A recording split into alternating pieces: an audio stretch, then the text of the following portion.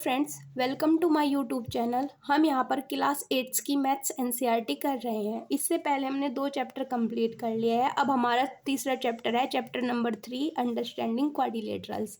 इसमें हमें इसके क्वेश्चन करने से पहले हमें कुछ बेसिक जानकारी होनी चाहिए, जैसे सिंपल क्लोज्ड कर्व क्या होता है, पॉलीगॉन्स क्या होते हैं, कॉनकेव पॉलीगॉन्स क्या होते हैं और कॉन्वेक्स पॉलीगॉन क्या होते हैं। तो चलिए छात्रों शुरू करते हैं। सबसे पहला हमारा पॉइंट है simple closed curve. Simple closed curve क्या होता है, पहले तो हम कर्व समझेंगे। कर्व क्या होता है, ऐसी कोई फिगर जो एक दूसरे को कहीं पर भी नहीं इंटरसेक्ट करती, उसे क्या बोलते हैं हम, सिंपल फिगर, सिंपल कर्व बोलते हैं। ठीक है, मान लीजिए हमारे पास ये फिगर है। अब देखेंगे हम इसके सारे पॉइंट बाहर बाहर हैं, है ना, एंड पर है। सब एंड पर होने के कारण ये कहीं पर भी नहीं काट रही, तो इसे कहेंगे हम ये हमारा सिंपल कर्व है। लेकिन अगर हम ये दूसरी फिगर देखें, इस फिगर में देखिए जो ये हमारी ये पूरी लाइन है, ये हमारी इस पॉइंट पर, इस वाली लाइन पर काट रही है। तो इस लाइन पर काटने के कारण ये क्या कहेंगे हमें, ये इंटरसेक्ट कर रही है। इंटरसेक्ट करने के कारण हम इसे कहेंगे कि ये हमारी सिंपल कर्व नहीं है। और अब इसमें ही आता है simple closed curve. Simple closed curve क्या होता है, अगर मान लीजिए कोई शेप दिया है, अगर उसके सारे कोने आपस में जुड़े हुए हैं, बंद है, तो हम उसे क्या कहेंगे, closed curve, simple closed curve. इसी प्रकार ये देखिए, ये हमारा रेक्टेंगल है, इसके चारों एंड्स एक दूसरे से जुड़े हुए हैं, अंदर बंद है, तो इसे भी क्या कहेंगे हम, सिंपल क्लोज्ड कर्व।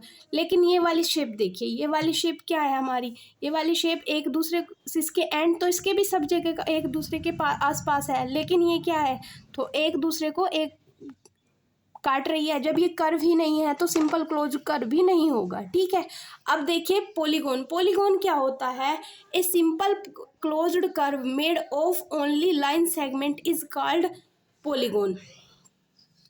ठीक है, यानी कि एक ऐसी लाइन, ऐसा कर्व जो लाइन सेगमेंट से मिलकर बना होता है, उसे पॉलीगॉन कहते हैं। लेकिन हम इसे सिंपल सी भाषा में कहें तो ऐसी कोई शेप जिसमें 3 या 3 से अधिक साइड्स होती हैं, वे सब क्या कहलाते हैं, पॉलीगॉन। फॉर एग्जांपल ये देख लीजिए, ये वाला, इसमें कितनी साइड्स है, 4 साइड्स है, तो ये हमारा क्या हो गया, एक पॉलीगॉन हो गया। इसी प्रकार ये इसमें भी 3 से अधिक साइड्स है, तो ये भी हमारा पॉलीगॉन हो गया। ऐसे ही हेक्सागन ले लेते हैं जिसमें 6 साइड होगी, है ना, ये भी हमारा पॉलीगॉन हो गया। ठीक है, आई होप कि आपको यहाँ तक समझ में आया होगा। अब देखते हैं कॉनकेव पॉलीगॉन और कॉन्वेक्स पॉलीगॉन।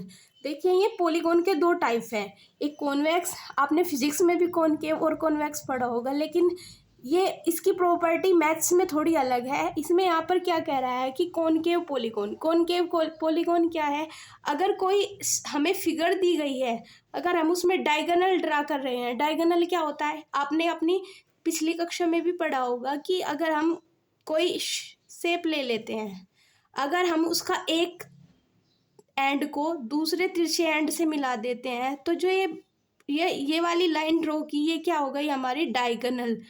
ठीक है, तो इसे हम डायगोनल कहते हैं। अब कॉनकेव पॉलीगॉन में अब मैंने आपको क्या बताया, अगर कोई शेप, उसमें अगर हम डायगोनल नहीं ड्रॉ कर पा रहे हैं, तो वो कैसी हो गई, कॉनकेव पॉलीगॉन हो गया। देखिए यहाँ पर अगर हम इसे यहाँ कोशिश करें यहाँ तक कि, तो डायगोनल जाएगा, आगे तो नहीं जाएगा, तो इसलिए हम इसे कहेंगे ये कॉनकेव पॉलीगॉन है। दूसरी शेप देखिए, कॉन्वेक्स पॉलीगॉन, ऐसी शेप जिसमें डायगोनल एग्जिस्ट करता हो, यानी कि उसमें डायगोनल हम खींच सकते हो। मान लीजिए यहाँ पर एक पॉइंट है, अगर इस पॉइंट तक ले आए तो कोई दिक्कत तो नहीं है, तो इसलिए हम ये इसे क्या कहेंगे, ये इसका डायगोनल है। इसमें तो हम डायगोनल ड्रा कर पा रहे हैं, जब डायगोनल ड्रा कर पा रहे हैं तो हम क्या कहेंगे कि ये कॉन्वेक्स पॉलीगॉन होगा। आपको अंतर समझ में आया होगा, अगर किसी में हम डायगोनल खींच पा रहे हैं तो वो कॉन्वेक्स पॉलीगॉन, और अगर नहीं खींच पा रहे हैं तो वो कॉनकेव पॉलीगॉन। और एक थोड़ा छोटा सा हिंट और हम यहाँ पर कह सकते हैं, अगर किसी शेप में वी आकृति, वी जैसी शेप बन जाए, दिख जाए, तो हम उसे कहेंगे कि वो कॉनकेव पॉलीगॉन है। अगर थोड़ा दूर हटता हुआ सा मिले, मान लीजिए ये वी पूरा ना बनकर थोड़ा दूर सा हटता हुआ दिखाई दे, तो वो कैसा होगा, कॉन्वेक्स। ये हमारी छोटी सी ट्रिक है जिसे हम अप्लाई करेंगे। ठीक है, अब अगला पॉइंट है हमारा रेगुलर पॉलीगॉन और इरेगुलर पॉलीगॉन। रेगुलर पॉलीगॉन कैसे होते हैं?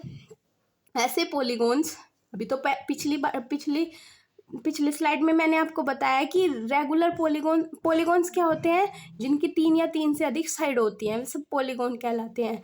लेकिन रेगुलर पॉलीगॉन और इर्रेगुलर पॉलीगॉन, इसके 2 टाइप हैं, इन्हें भी समझना होगा। सबसे पहले है रेगुलर पॉलीगॉन। रेगुलर पॉलीगॉन क्या कहता है? ऐसी a figure which have equal sides and equals angles. ऐसी कोई फिगर जिसमें साइड और एंगल दोनों बराबर हो, तो ऐसी फिगर को क्या कहेंगे हम? Regular polygon. फॉर एग्जाम्पल भी देख लेते हैं हम। ये हमारा स्क्वायर है ना?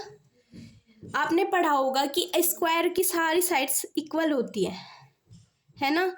इसकी सारी साइड्स इक्वल है, लेकिन इसके एंगल्स भी सब इक्वल होते हैं, और सब कितने डिग्री के होते हैं? 90 डिग्री के होते हैं।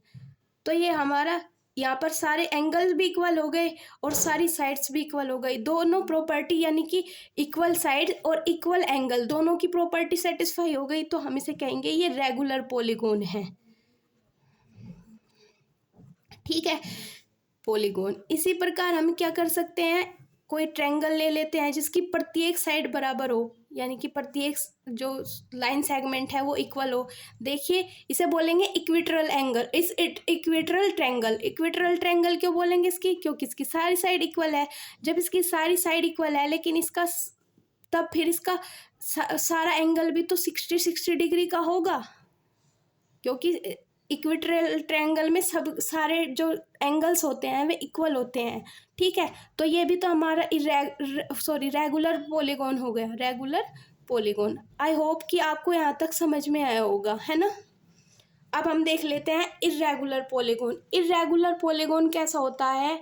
ऐसी कोई फिगर जो इक्वल मेजर्स ना रखे, यानी कि जिसके या तो साइड इक्वल हो, एंगल इक्वल ना हो, जिसके एंगल इक्वल हो उसकी साइड इक्वल ना हो। ठीक है, तो हम देख सकते हैं, एक तो रेक्टेंगल ले लीजिए।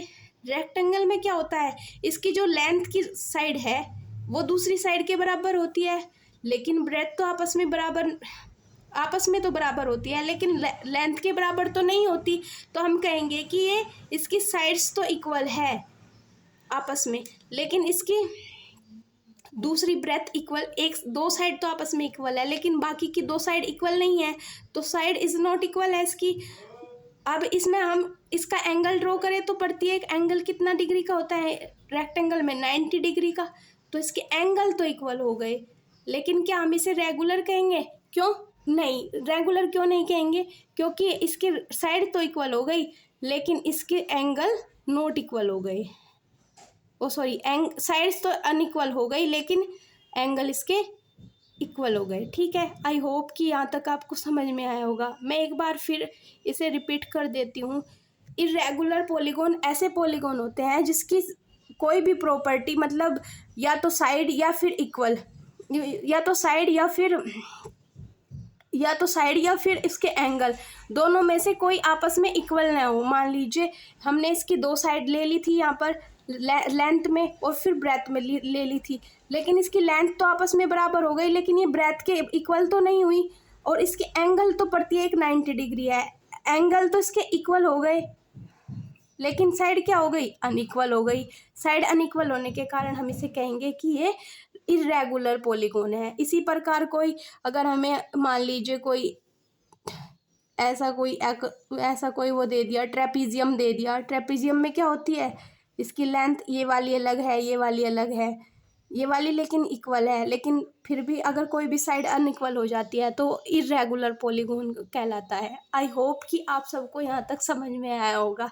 इससे आगे की स्लाइड में हम इसके कुछ क्वेश्चंस लगाएंगे। Thank you friends, thank you. अगर आपको वीडियो पसंद आई हो तो इसे लाइक करें और सब्सक्राइब करें। Thank you friend.